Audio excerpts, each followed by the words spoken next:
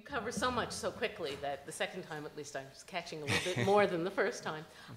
You addressed actually one of the issues that I was thinking about a lot during the earlier presentations, which was maybe as a mother saying, like, well, who's going to maintain this congregate space, the shared space? And I guess your answer is that from experience, it didn't work that well as just no man's land? Well, it doesn't work for a couple of reasons. You got to divide up the space and charge everybody a rent for it to start with, and then nobody owns it. And I just, as much as I love it, and through the last 30 years, we've had a great deal of attention about go homes because of the social nature of them.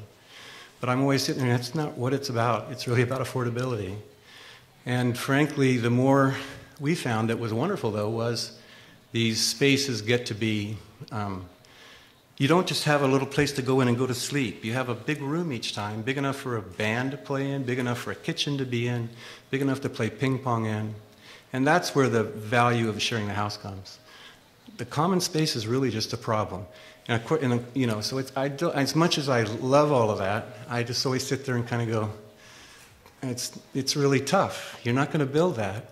And I think all the comments that have been made about what do you do with that common space are right on. It's not going to be manageable. So and we've proven that. It's not like this is new, you guys. It's been around for 100 years, yeah? So in your case, in the later cases, you have communal space, but someone owns it, and when they rent, that's part of the deal, of the lease, is that they have to make it available to everybody else? Well, in San Diego, these are single-family residences. Right. And they have to have one lease with part A, B, C, D, E, and F. I see. And part of that is they understand there's some sharing and they get to know people. And I think terraces are wonderful places to share because those seem to work fine. So the terrace becomes kind of the heart of the house. The kitchen might be off of it. And you might, in fact, sometimes share it or not, but most of the time, not. And somebody owns it, and they'll say, hey, come on over to dinner. Or, hey, and two of you come over to dinner. Not all of you. You don't all get to come in here at once. It's my refrigerator.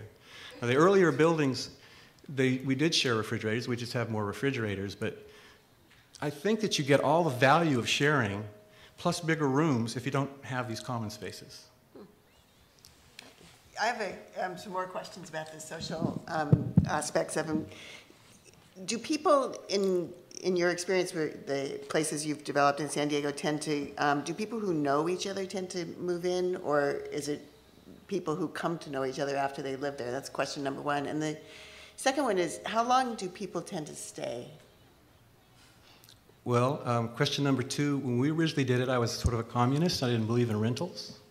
And we would get young people to all buy these houses together, which they could buy for almost nothing. You could buy a 3,000 square foot house with 6 people pretty easily. You have all your bank statements. But then I found out these same people all were young. They would get married. They want to move away. You'd have to figure out how to buy them out.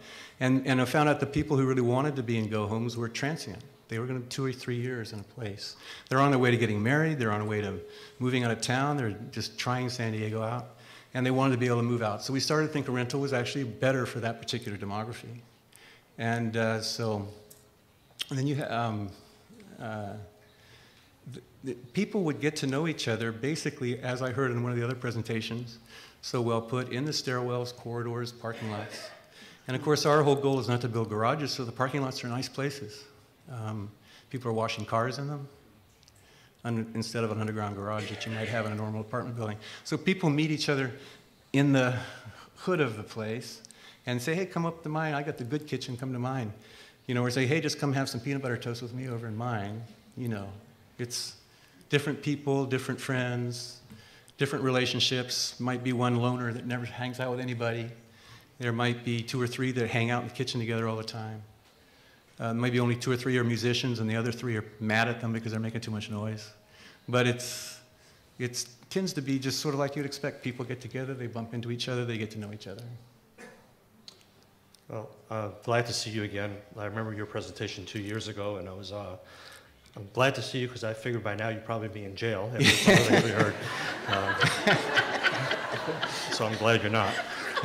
So on that note, and I don't want to take any kind of a thing away from the next presentation where we're going to be talking about next steps, but I wonder if you, after seeing and hearing what everyone said today, can give us some suggestions, since you've been through this and you've made it happen. If we were going towards our building department officials, planning officials, what would you recommend? I'd recommend being really modest and not try too much and see what, in fact, you can already do. We spent a good bit of time looking at the New York court cases, definition of family, and they're just like California. It's New York City that has problems. New York State is, check it out, it's all legal in New York State. So it's sort of like the city of New York is the problem. And you know, when we were building Go Homes, we had certain things, and ours came out of a court case where, you know, this classic thing, it's too many bedrooms, too many cars in a neighborhood, somebody gets mad, they sue somebody. So I think, again, it's more, if you would look at your ordinance, I think like this was made in R6, we hit the FARs, we hit all the things. It seemed like the building was completely buildable, with the exception of that rule of 3 or 4 that you all have. And it just seems to me that rule of 3 or 4, your state already says is unconstitutional. And I think you could simply go try to get a permit and try to have somebody tell you that you can't have a family with more than 3 people. It seems to me completely unsupportable. And that alone would make the difference. Or as one of the ministers said here, say, change it to 6 instead of 4. But we had a rule of 5 in California forever, and that's what was found to be unconstitutional.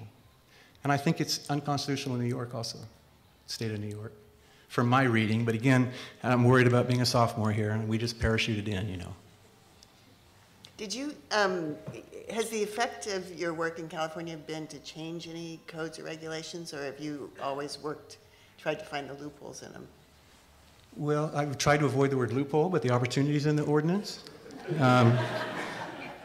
We actually have had an impact on the industry as we've made smaller and smaller suites. When we did the first buildings with regular bank loans, we were having a hard time with comparable rents, because they're going to look and they're going to see what's a 3-bedroom in the neighborhood rent for, so you go to get your loan, and they say your value of your building's way low, we're only going to lend you this much money. So it was always a problem, but as the years went by, as we made these little units, the banking industry actually said, hey, they're worth $3 a foot, these are monthly, you know, they're worth more than the comparables. And the wonderful thing we saw about New York, and again in these expensive neighborhoods, is you go to a banker and say, I'm building a 6-unit single-family residence. You have lots of comps that rent for $4,000 and $5,000 and $6,000 a month. So it's not like you can't get the bank loan. So I think there's more advantage. You already have high rents per square foot, you know, really high. So you don't have to convince a banker that a big house is worth a lot. You also have a lot of big houses that sell for ridiculous amounts of money. That 3-unit one is a $3.5 million building that we did in the 25 by 100-foot lot. So that's completely within comps. That's going to comp everywhere. You could borrow that. So I don't know. Again, I think the trick to changing anything, because I used to be a great advocate of democracy, but lately I try to figure out how just to go under the radar. And if you just do a house, I mean, why do you want to go to a neighborhood with a bunch of people who just don't like you, or don't like poor people, or don't like hippies, or don't like musicians, or don't like surfers, and try to convince them this is good for them? Why? It's none of their business. And then I saw this wonderful neighborhood picture here earlier. It was Queens or somewhere, and there was a beautiful picture, and there was American flags in front of everyone. And I thought to myself, well, see, there's a neighborhood you're going to have a little trouble in, but maybe you avoid that neighborhood. You know, you go find the one that has a city councilman poster that you like, or something like that. So I think, again, it's not about confronting the system. It's about working with the existing constraints of the system and realizing that you can do all of these things. Just like that wonderful last presentation we saw where the housing was grouped into groups of 6 units, and it solved an amazing problem that really wasn't spoken about. I know he knows about it, but that you didn't have dead-end corridors. And you could make all these little units like, oh, I walked into this living room, now I can walk way the heck over there. And I think the firemen will be happy with that. Once you kind of understand that there's a group of people you can think of, that's a suite. That's a house. I can have 6 bedrooms in an area that big. I can also have that kind of exiting to it, that kind of circulation to it, that kind of banking with it, that kind of parking with it. All of the reasons that people share houses and make them affordable. All of those reasons. So You actually touched on one of my next question, which was, how have these worked out in the neighborhoods? How have they been perceived by their neighbors? How have they fit into single-family neighborhoods, which are rather upscale with very large houses? Have they, are these all, is everybody there a hippie and so it's fine, or, are there any problems? No, we built, the first house I built was the zoning administrator actually came to me and said, hey, you can do this. Here's how you can do it. The state says you can do this.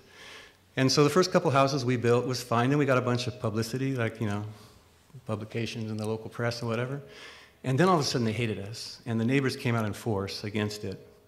And they actually shut down one of the houses, that big green one, while it was under construction.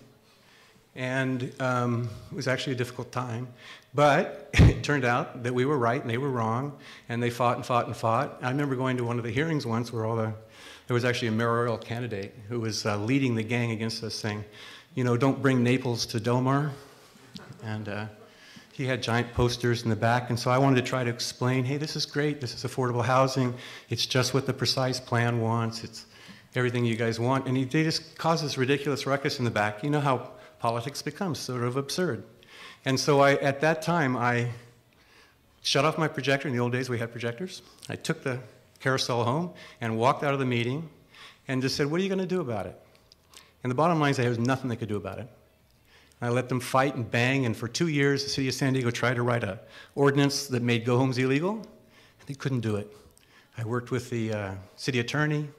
He went through everything in the world and said, well, gosh, we can't tell you. He said, well, I know what. You have to have interior circulation between all the spaces. And then the guys from Fairbanks Ranch, a big expensive part of San Diego, said, what do you mean we can't walk outside and go to a bedroom around our Spanish courtyard? Oh, well, we can't do that. And then they try to come up with another thing and another thing and another thing, and everything they couldn't do. So in the end, it was like, yeah, there was opposition, but it was like there's always going to be opposition, right? There's always the bad guys. They're out there. You can fight them or you can go around them, and that's what I'm suggesting. We're out of time. Thank you. Thanks so much.